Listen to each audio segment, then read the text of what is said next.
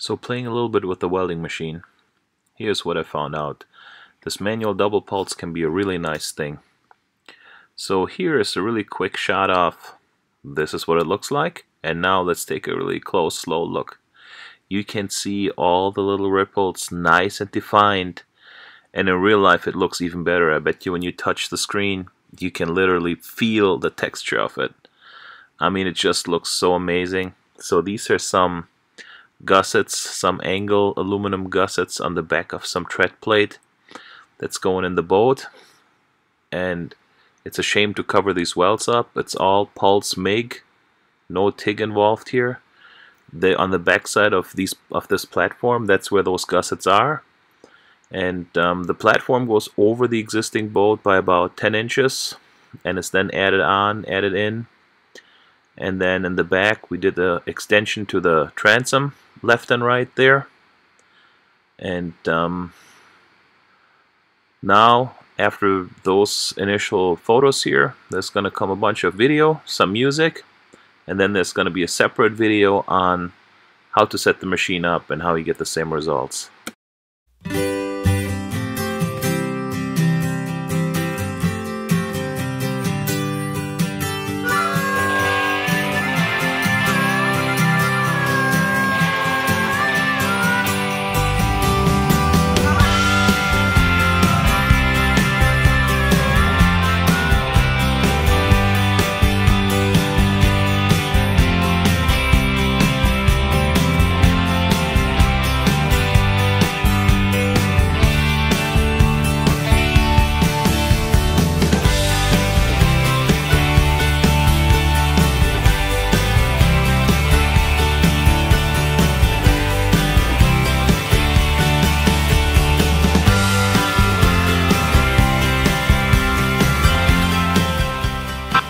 The issue is still Iron MIG 303 SP with a 3-meter water-cooled MIG gun, just a push gun with a graphite liner and an on-demand water cooler.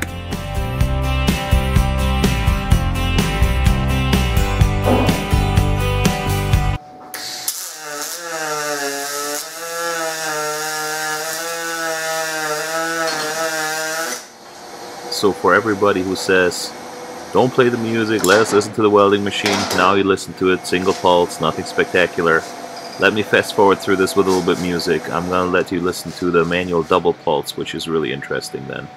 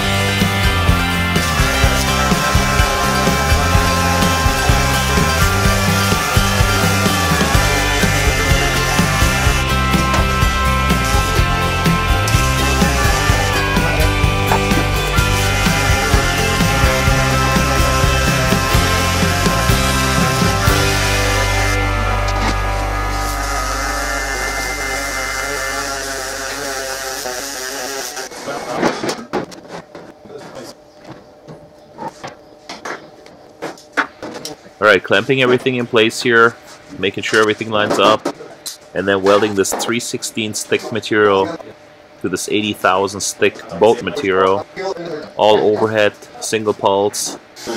I can adjust the amperage on this machine perfectly. I'm using 1.2 millimeter wire diameter 047, and it's going in like butter.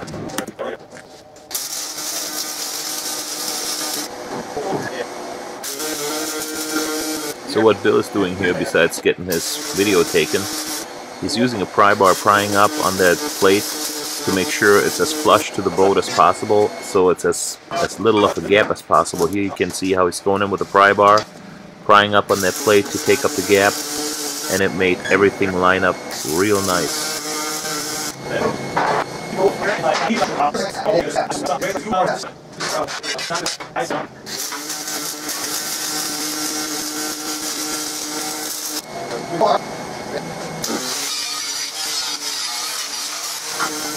So it's a little bit sped up here, but no trick photography.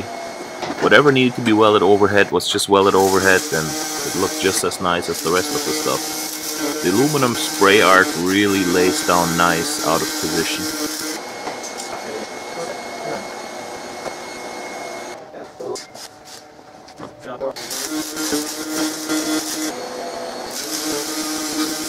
Alright, finishing everything up underneath here. Getting the last few welds done. And finishing up on that side there, that extension plate. Like, basically there's a plate going in, there's 3 plates going in the front. That big plate in the middle, and 2 plates on the side, one left, one right. You can see the one where the ground clamp is still not all the way in there yet. And that's the plate I'm putting in on the opposite side. So it gets the weld to the bolt, to the other plate, and then to the bar in the front. And then once that is done, and I'm welding these 3 plates to that bar in the front, that 2x2 square bar, now we're getting into the manual double pulse.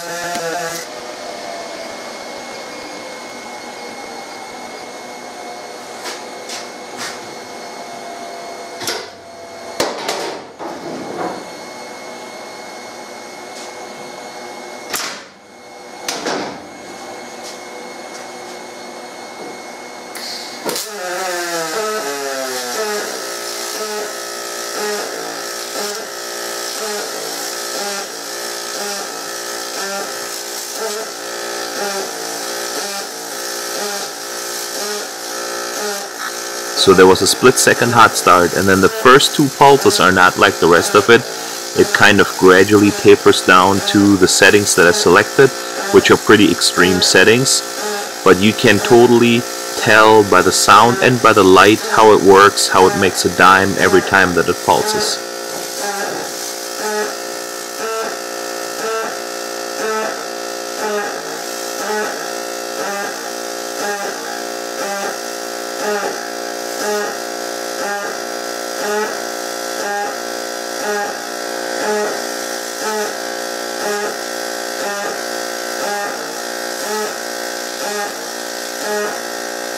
So by the way, no spatter, no BBs flying anywhere. Everything is perfectly nice and clean.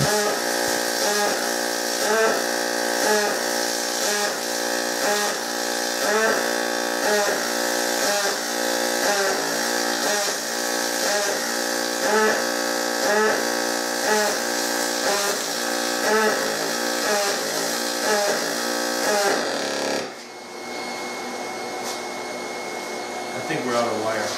Uh-oh. I've got another roll.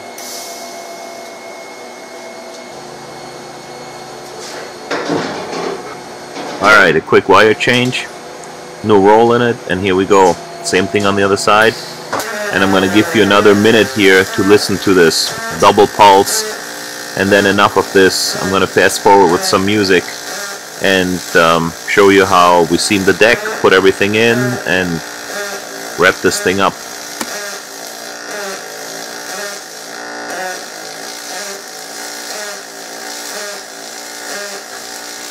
So the students in my class did the same exact thing.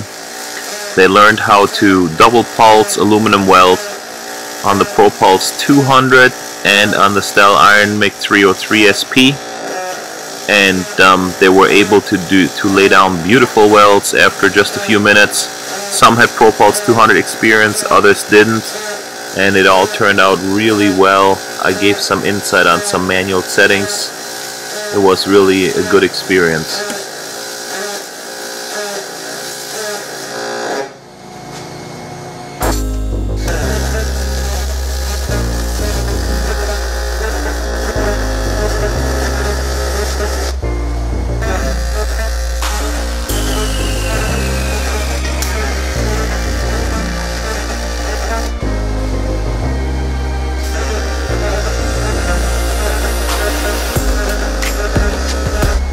Up.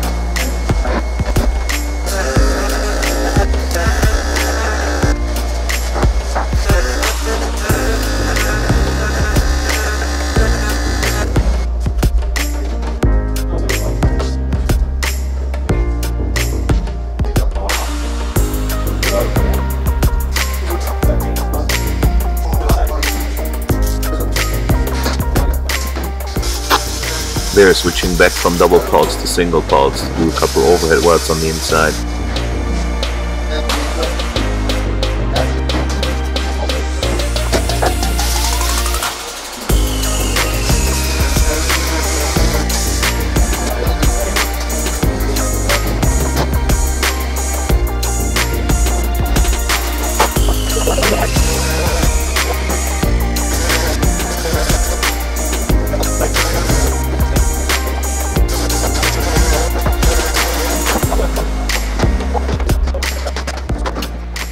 You know, every time when the customer helps, it costs twice as much. So, of course, Bill, get ready for it.